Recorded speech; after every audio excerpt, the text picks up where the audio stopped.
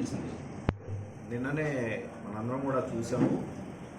షర్మిలమ్మ గారి అబ్బాయి వివాహం నిశ్చయం అవ్వటం, దానికి సంబంధించి మొట్టమొదటి పెండ్లి పత్రిక దివంగత మహానేత రాజశేఖర రెడ్డి గారి సమాధి వద్ద ఉంచి ఆయన ఆశీస్సులు తీసుకోవటం, తిరిగి షర్మిలమ్మ గారు, విజయమ్మ గారు, వారి కుటుంబ సభ్యులందరూ కూడా ముఖ్యమంత్రి జగన్మోహన్ రెడ్డి గారిని కలిసి పెండ్లి పత్రిక ఆహ్వానానికి తాడేపల్లి వస్తున్నామని చెప్పి నాకు నిన్న షర్మిలమ్మ గారి ఆఫీస్ నుంచి ఇంటిమేషన్ రావటం, ఇవాళ బహుశా 3:30-4 గంటల ప్రాంతంలో షర్మిలమ్మ గారు, విజయమ్మ గారు, వారి మిగతా కుటుంబ సభ్యులందరూ కూడా ముఖ్యమంత్రి గారిని ఆహ్వానించడానికి గన్నవరం వస్తున్నారని చెప్పి తెలిసి మేమందరం కూడా వెళ్ళి విజయమ్మ గారిని, షర్మిలమ్మ గారిని రిసీవ్ చేసుకొని ముఖ్యమంత్రి గారి ఇంటి వరకు వెళ్ళి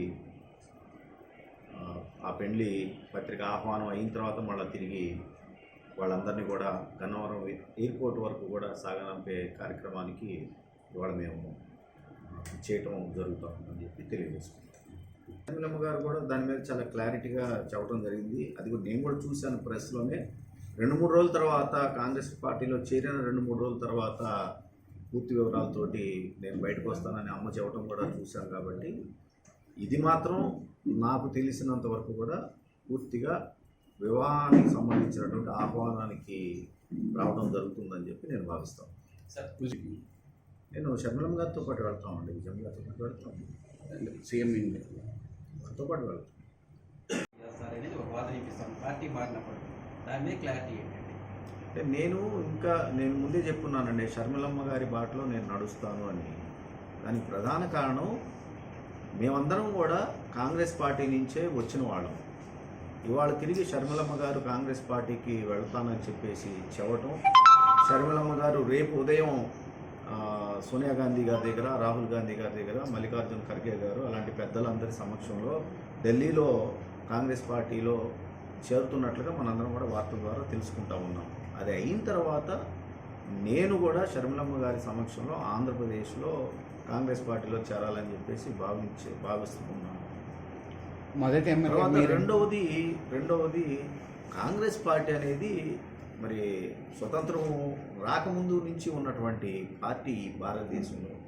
అలాంటి పార్టీకి సంస్థాగతంగా పూర్తి బాడీ అనేది ఉంటుందనేది కూడా మనందరికీ తెలిసిందే. ఏఐసి మనకి సంబంధించి ఏఐసి కానివ్వండి, పిసిసి మనకి సంబంధించి పిసిసి అధ్యక్షులు రుద్రరాజు గారు కానివ్వండి, తర్వాత కార్యవర్గ సభ్యులు అందరూ కూడా ఉంటారు. వాళ్ళందరి సమక్షంలో షర్మిలమ్మ గారి దగ్గర చేస్తాము. దాని తర్వాత నిర్ణయాలు ఉంటాయి. సాధారణ ఎన్నికల సమయాల్లో మరి 175 స్థానాలకి, అదే అసెంబ్లీ స్థానాలకి, అదేవిధంగా 25 పార్లమెంటు స్థానాలకు కూడా కాంగ్రెస్ పార్టీ పోటీ చేస్తుంది. కాబట్టి దాంట్లో ఆ రోజు ఆ పెద్దలు ఎలాంటి నిర్ణయాలు తీసుకుంటే ఆ నిర్ణయాలకు కట్టుబడి ఉంటాం అనేది కట్టుబడి ఉండాలని నేను భావిస్తాను. గారు అనాలన్నా ఎవరనాలన్నా ఒక కమిటీ కూర్చొని నిర్ణయాలు తీసుకుంటారు కదా, ఆ నిర్ణయాల ప్రకారం వెళ్తామని చెప్పేసి నేను తెలియజేసుకుంటాను. అండి అలాంటిది ఉండదని చెప్పేసి నేను వ్యక్తిగతంగా భావిస్తాను. కాంగ్రెస్ పార్టీ టీడీపీ పార్టీ కలుస్తుందని చెప్పి నేనైతే భావించట్లేదు. వ్యక్తిగతంగా అలా ఉంటుంది అని చెప్పి నేనైతే అనుకుంటున్నాను. సార్ మీరు పని చేస్తారు అదే అంటున్నా ఉన్నా, నేను కొత్తగా చేరబోతా ఉన్న పార్టీలో ఇంకా చేరలా. నాకన్నా మరి ఎన్ని ఒడిదుడుగులు ఎదుర్కొంటా కూడా కాంగ్రెస్ పార్టీ నడుస్తూనే ఉంది. అందులో నాయకులందరూ కూడా పనిచేస్తూనే ఉన్నారు. వాళ్ళ తర్వాత వరుసలోనే ఉంటాను, కానీ వాళ్ళకన్నా ముందు వాళ్ళతో సమానంగా ఉండాలని కోరుకోవడం కూడా కరెక్ట్ కాదనేది నా భావన. ఆ రోజున ఆ కాంగ్రెస్ పార్టీ పెద్దలు ఏ నిర్ణయం తీసుకుంటే ఆ నిర్ణయం ప్రకారమే పనిచేసుకుంటాను. నేనేనండి, ఆంధ్రప్రదేశ్ నుంచి. ఇప్పటి వరకు మరి ఇంకెంతమంది వస్తారో నాకైతే ఐడియా లేదు. మీలో మీ అన్నయ్య కీలక పాత్రలో ఉన్నారు, దీన్ని యాక్సెప్ట్ చేస్తున్నారా?